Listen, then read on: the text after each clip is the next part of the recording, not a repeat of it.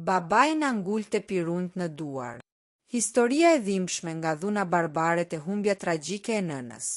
Gjatë një momenti sinqeriteti në Big Brother VIP Kosova, konkurrentja e njohur, Bia, ka zbuluar plagët e rënda të së kaluarës së saj, duke rrëfyer një fëmijëri të shënuar nga brutaliteti.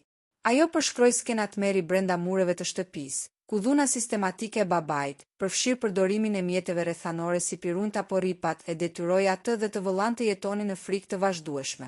Kjo nevojë urgjente për t'u larguar nga feri i shtëpisë e shtyua të drejt platformës OnlyFans.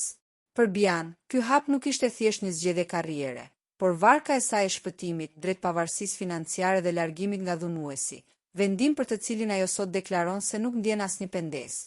Më pas, rrëfimi u bë edhe më i dhimbshëm kur ajo ndau pengun e saj më të madh, humbjen e të ëmës. Bia tregoi se nuk arriti t'i jepte lamtumirën e fundit, duke marrë lajmin e hidhur ndërsa ishte ende në udhëtim drejt saj. Letra që ëma i kishte lënë si mesazh të fundit shërbeu si një pikë ktheje, duke zhytur në një periudhë të errët depresioni. Ky rrëfim dëshmoi se prapa imazhit të fortë që shohim në ekran, fshihet një vajzë që ka luftuar me traumat më të rënda njerëzore për të ndërtuar një të ardhmen mbi gërmadhat e së kaluarës.